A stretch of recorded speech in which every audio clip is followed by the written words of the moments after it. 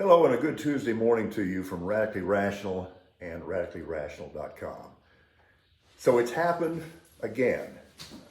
And once again, they are telling us that it has nothing to do with guns.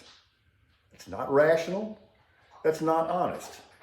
Now, certainly there are a myriad other factors that go into this national crisis, and we can address all of them. But maintaining that guns, and even the word gun, has no place in a conversation about gun violence is like saying that hydrogen and oxygen have no place in a conversation about water. It's just not true. All civilizations have value propositions. They will express through their actions what they value and what they don't, and what those relative values are. And it's now conclusive, and in fact has been for some time. It is a fact that we literally value guns more than we do our children. You think that's hyperbole? You think that's an overstatement? No. The record clearly reflects that that's the case. We care more about guns. We care more about the gun lobby. We care more about all the revenue generated by the gun industry. We care about that more than we do our children. And we protect guns, inanimate objects, more than we do our flesh and blood. And it's just the truth. Think about this. If you want to use this metaphor, every time we put our children on one side of a scale and try to balance that against guns on the other side of the scale, guns win out every single time without exception. That is indicative of a society that is in the advanced stages of moral rot.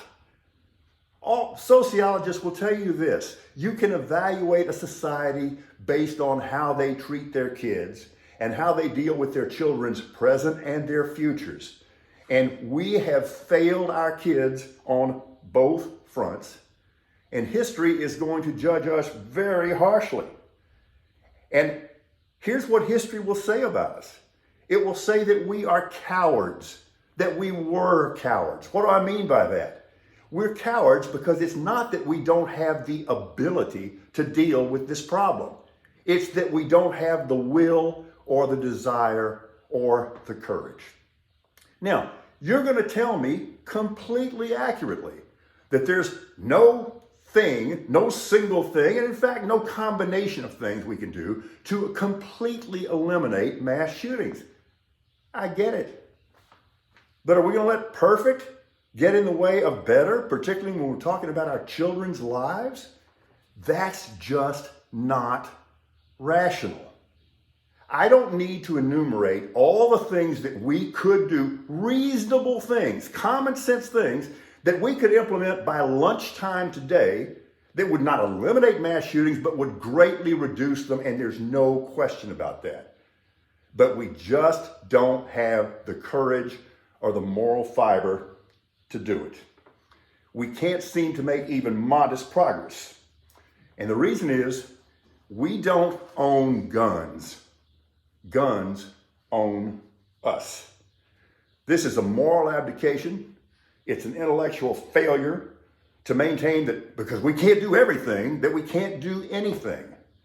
That's a total cop-out. And here's the thing, for us to solve this problem, my goodness, that would require that people work across tribal lines. And it might even involve the nastiest word of all, compromise. Look, I'm very much aware of the fact that we have a Second Amendment, and that's absolutely fine. But let me also remind you this. Under our Constitution, there is no right, including our sacred First Amendment rights, that is absolutely limitless. There is no right that is completely unrestricted, and that includes the Second Amendment. And what we're talking about things here are common sense measures based on preserving human life that do not impact legitimate Second Amendment rights in the slightest. But we just don't have the will to do it. We're not at all proactive about fixing this problem because we don't want to fix it. Think about all the other problems we've solved in America, and I'll mention one in particular in a minute. We do these things routinely, but we won't even face this. And the reason is, when it comes to this subject, we're not gung-ho. We are gun-hos. Guns are our pimp. Wrong? I'll wait. I'll listen. We worship guns even as we betray and sell out our children.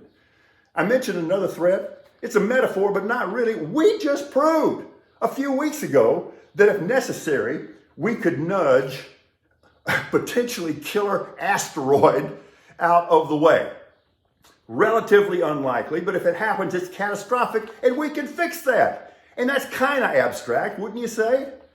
And yet we fail to even acknowledge this clear and present danger. Do I have to remind you that we're averaging much more than one mass shooting per day in the United States? And this problem can be greatly improved upon. How do I know that? Because pretty much every other country in the whole damn world has proved that it can be done. We know what we need to do. We just don't have the courage to do it. We have grandkids, and I fear for them. But I also think back on my own childhood, like when I was about third grade. You know, when I left for school every morning in Lockhart, I might have been worried about my geography test. I might have been worried about losing a race at recess. Unlikely though that would be. And I might be worried about some little dark-haired girl hurting my feelings. But I had a reasonable expectation that I was coming back home in one piece at 3:30 that afternoon. I knew that because my village protected me and cared about me. And we don't have the courage or the commitment to make that same promise to our own children. We are dismal failures. This has to be improved upon. And on top of everything else, this is the epitome of irrational thinking. Be rational. We are radically rational.